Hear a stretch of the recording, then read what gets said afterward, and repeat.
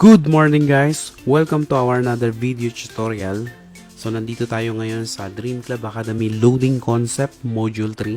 Our topic for today is how to set up your Load Central online loading. Mahalaga kasi na ma-set up o mabuksan mo yung online loading mo dahil sobra ito makakatulong sa'yo. Ito yung best way na maaari mong gamitin sa pagbibenta ng load. Mamaya, makikita mo lahat ng features nito. So, ituturo ko sa iyo yung step-by-step procedures, yung actual procedures kung paano ito i-set up. We have 4 steps how to do it. Okay, so let's proceed to step 1. Step 1, go to your dealer account, set your retailer's web IP address into dynamic settings. Let's do this instructions. Ito yung official website ng Load Central. Search only for loadcentral.net. Then, makikita mo, may login details.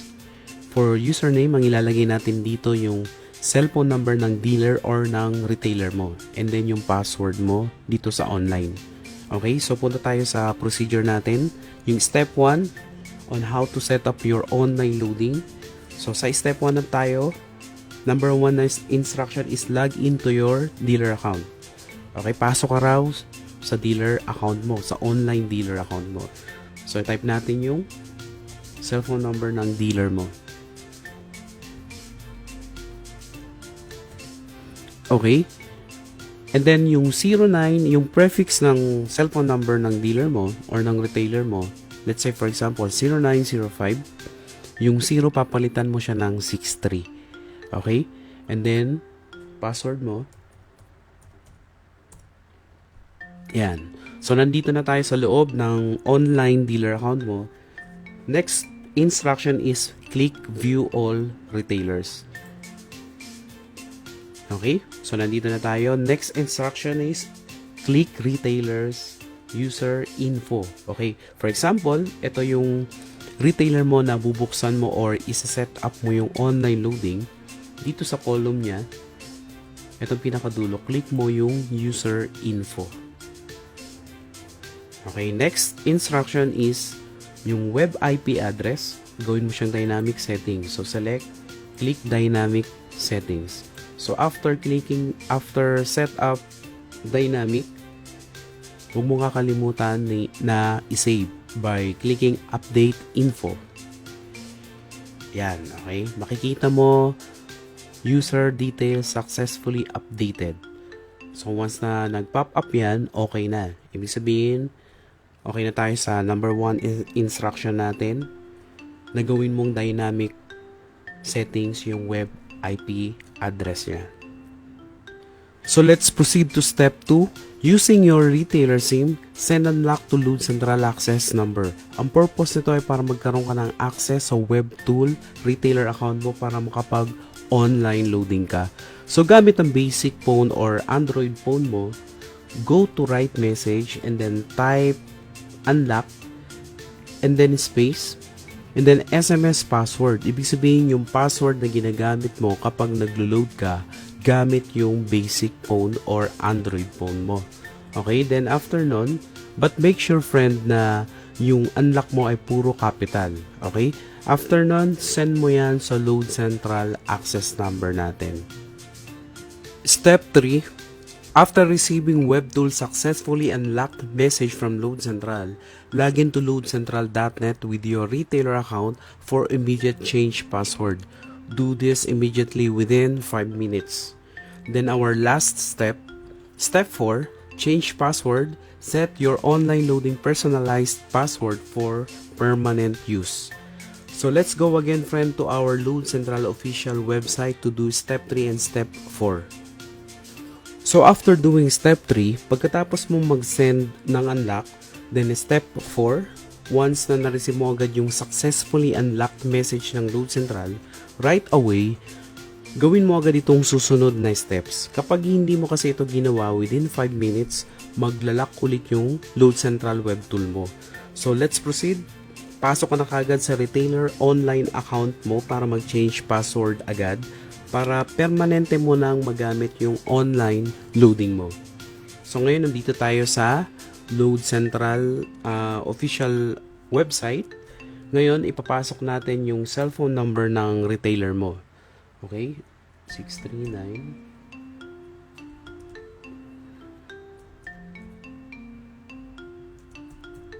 Ayun guys.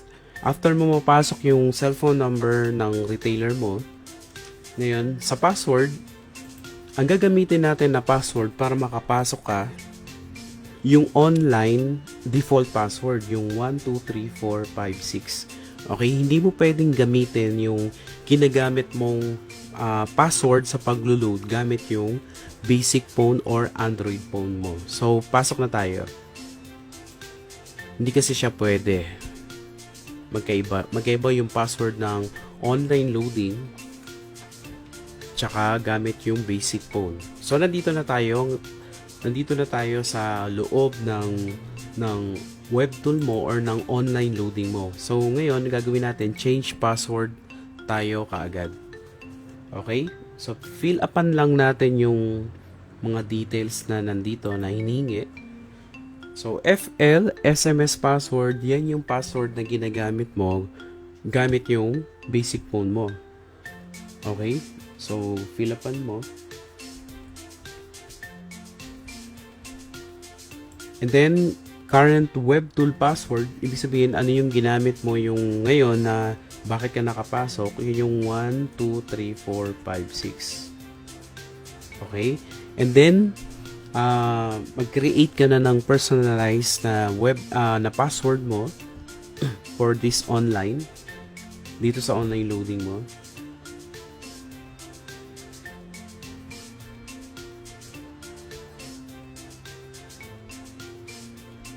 Ayun. And then, ulitin mo lang.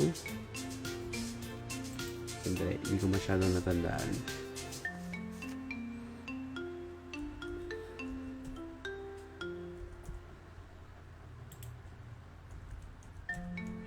Ayun. After mo ma-fill upan lahat ng details na hinihingi, click mo yung change password para ma-save. Ayun. So, may magpa-pop up na web tool password successfully changed.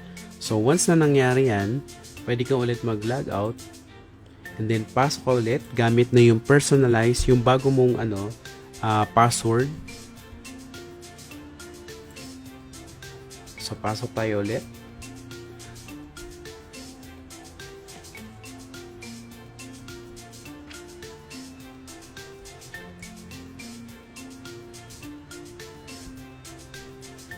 And then, gamit na yung bago mong online loading password.